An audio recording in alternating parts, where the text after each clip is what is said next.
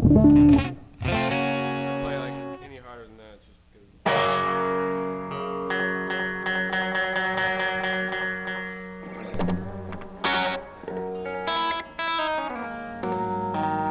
we're tuning. Tuning is an important part of the process. Hello, we're Delta Spirit, and we're at Wolfgang's Vault, and this song is Bushwick Blues.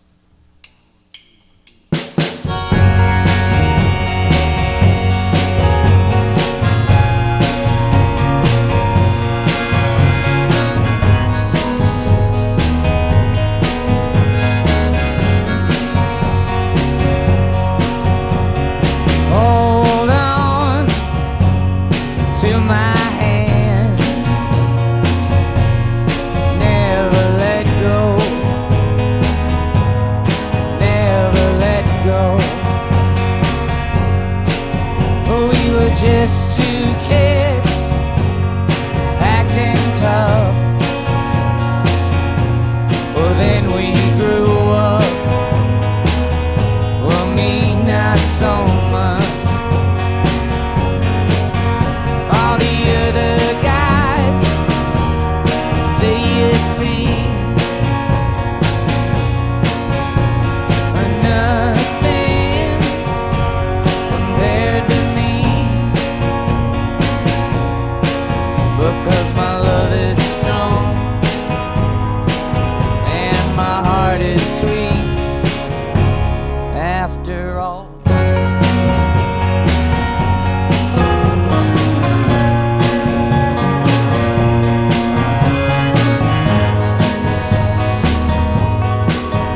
When we first met, we spoke so brief.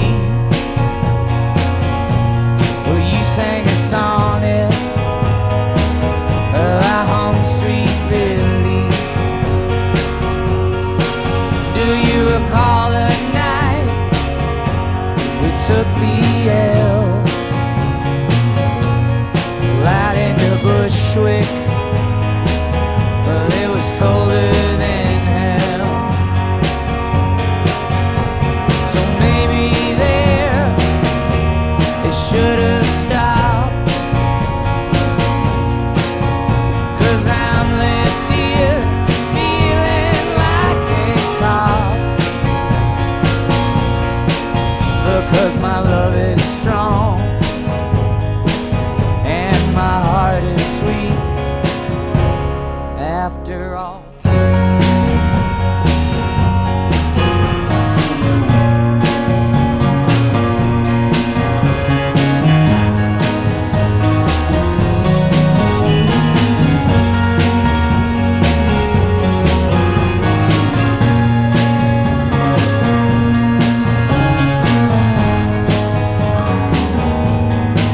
And to the other side of the states returned, well, I met a young girl. Well, I couldn't manage her, because I think of you and every girl I meet. There's no relief, it sounds to me just as sweet. So maybe I'm the fool for feeling used, but the way we kissed that night, I thought you knew, because my love is strong and my heart is sweet after all.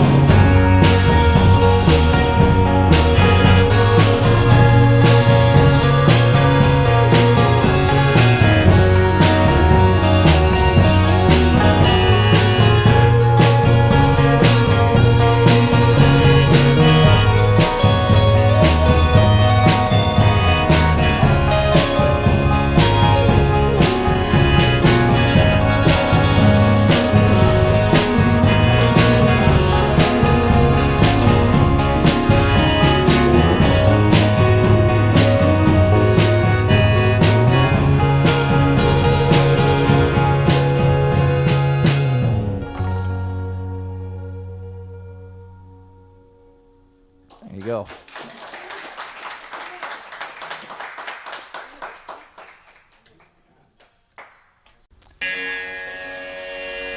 This is White Table.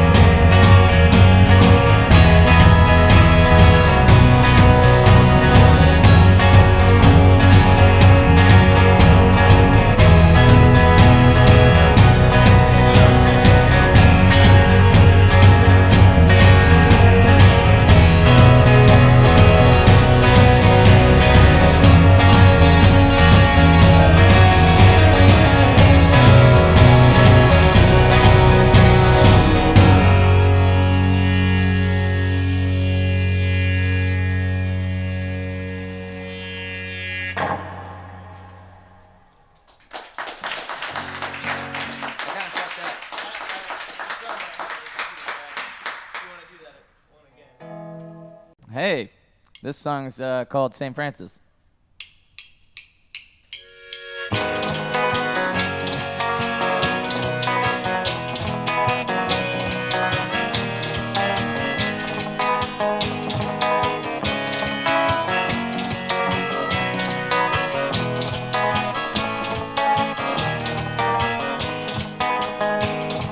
They're all throwing stones to the back of my home, kicking the dirt in the air. Well, I left to think while they're thinking I'm stoned. Well, I had no cause to be there. Well, I left this town, well, I had something left to bury the fear in my head.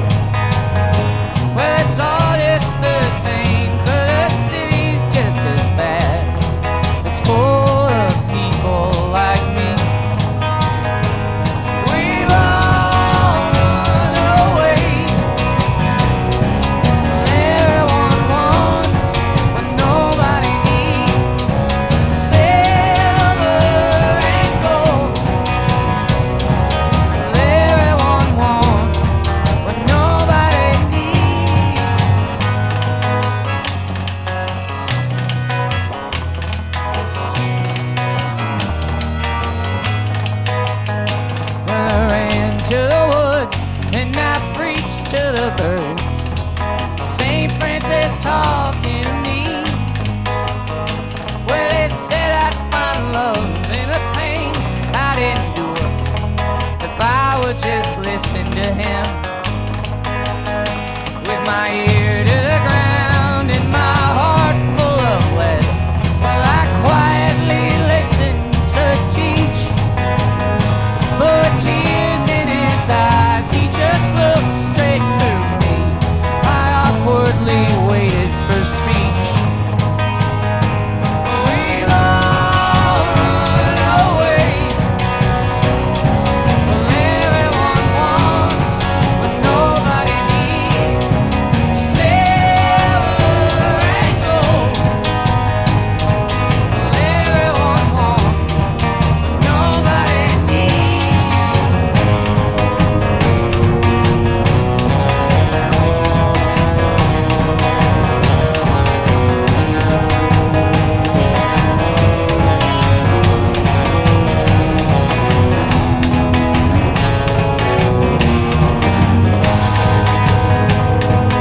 Once I was sure that this love was the truth.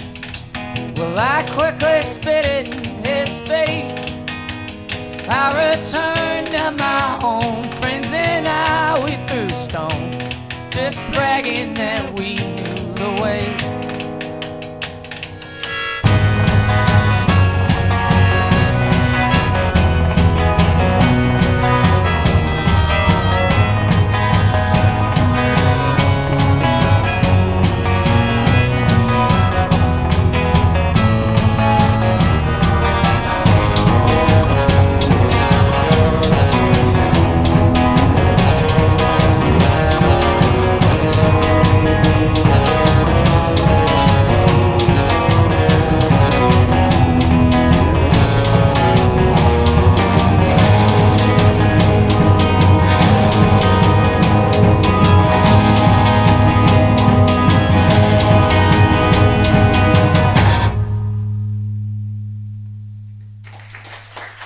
Thank you.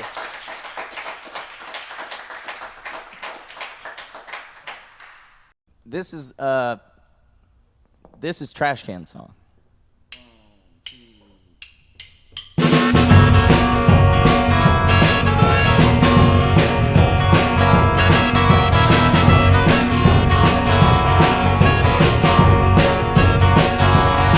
Well, brothers, hold the line where we got something. Well, this woolly way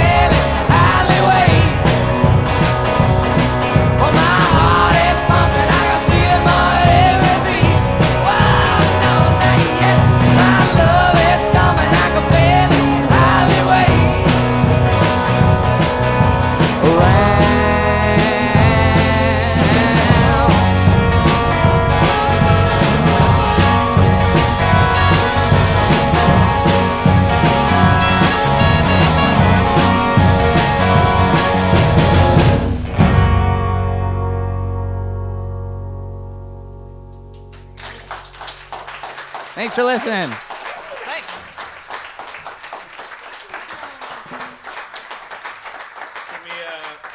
Should we try to do White Table one more time? Yeah, was there some weirdness? I don't know. Somebody said there was. Hi, I'm Angie with Crawdaddy Magazine, and I'm here with Matt and Brandon from Delta Spirit. So we're standing outside of the vault right now. We just did a great session with these guys. I just kind of actually want to start at the beginning. When you guys first met and formed a band, there's like a story there behind you busking. Is that correct? Yeah, I was in I moved from Texas as a kid, and we had a 2-bedroom apartment in a really rich neighborhood, and 5 people in a 2-bedroom is pretty cramped, and so like growing up busking and doing that kind of thing, and just kept on through high school doing it.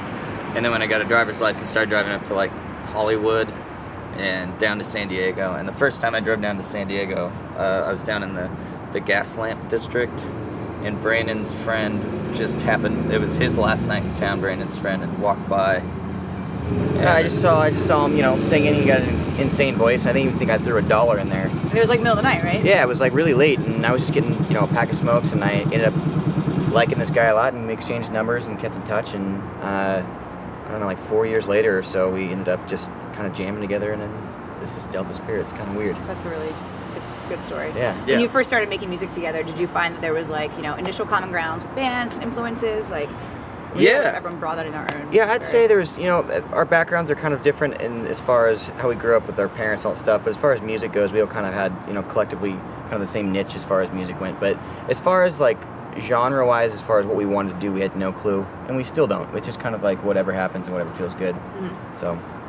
Do you ever describe your music in a certain way? I mean, because it's been described as a number of things. Yeah. A lot of people throw the Americana thing on there, or like northern hybrid of rock, soul, and those are obvious influences. Like the Beatles are that.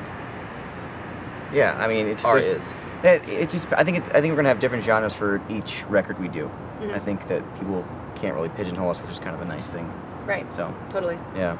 You just put out an EP this past November, Waits Room. Mm-hmm. Was that like spillover from your full length that came out this summer? Total accident, actually. Oh. We ended up going to Cotati again and up at Prairie Sun, where we recorded History from Below, and we were doing some filming up there just for some archival stuff. And you get us in the studio, it's like we're gonna press record and we're gonna record no matter what. Mm-hmm. And so we ended up just.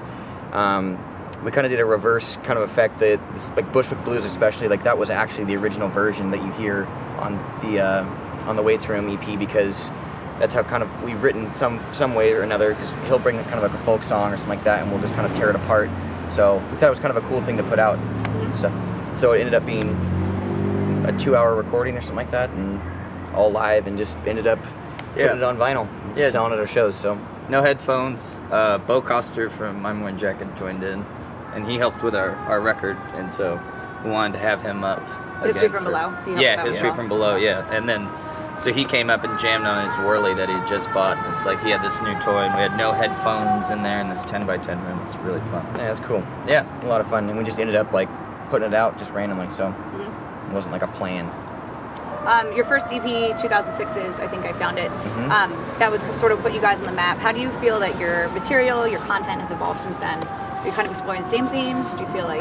No, I think we're always kind of moving on and just trying to find another, you can't just go with the same formula all the time, and always growing as songwriting and arranging and music, and just trying to figure out how to, Yeah, those were just demos. Make it feel new. Yeah, those were just demos. We weren't even going to put out, but we ended up having some really nice friends that are in bigger bands that wanted to take us out. We needed something to sell, so we just got it mastered, got some artwork done real quick, and put it out ourselves, and somehow ended up working out. So, what other things do you feel inform your lyrics?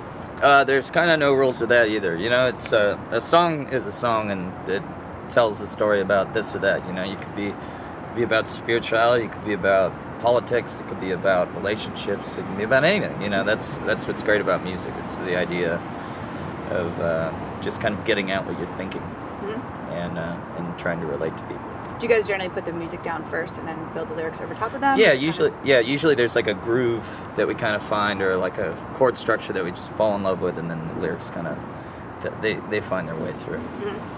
If there was like a band, any band right now in the world that you could tour with or work with, could you name a couple, maybe one or two? I want to tour with Pearl Jam. Yeah, me I too. could see that being advantageous. Yeah, their career has just been, it's awesome, and they've written some great music, and they're awesome band. And Eddie Vedder's still doing like such interesting. Yeah, he's still a interesting badass. stuff. He's still sweet. Yeah. Yeah. Hey, Eddie. Yeah. So you guys are finishing up your tour at the end of this month. Uh-huh. What do you guys have in the pipeline for 2011? There's possibility of another tour that's not totally settled yet, possibly in March. And then other than that, our biggest concern is just going back and getting back in the studio and writing and demoing for our new record. So we're already going to start doing that. So Matt and all of us kind of have some songs that we've fallen in love with that we've kind of written the last couple months, and hopefully they turn out good. Yeah, January and February we'll be working on that, and then we're going out for all the festivals this year, and that'll be Nice. fun. And like kind of in between that, we'll be finishing up this third record. You did one of your albums in the mountains, in a cabin in the mountains. Mhm. Do you think you'll be recording there again? Not in that cabin. No. I think that's gone. It almost burned down. Yeah, that was a funny situation. That was my buddy Derek that I went to high school with. He ended up becoming a writer, and he was kind of at a wall with this book he was writing. I think it was like a weird scientific, like weird alien book or something like that he was writing up there. And he just said, hey, well, I need some company. If you guys want to record the record up here, it's totally fine. So we went up there and did that. And I don't know. Maybe we'll do it again. We're not really sure. We don't even know where we're going to record this next one. It's always kind of last minute. We like getting out of town. It's gotta be nice to And be isolated. Yeah. Yeah. With your material. Last record was Kotati. The one before that, Yeah, in a cabin. Northern California is beautiful. Yeah, we don't know. We have Greece. no clue. Yeah. Could be Greece. Who knows? Piety Street, New Orleans. That'd be Nice. fun. Yeah. Well, looking forward to seeing you guys Yeah. throughout next year, all the festivals and everything. Great. Thanks so much for stopping by. Thank you Yeah. so Taking the much. time. Cool. Thanks, Crawdaddy. Thanks.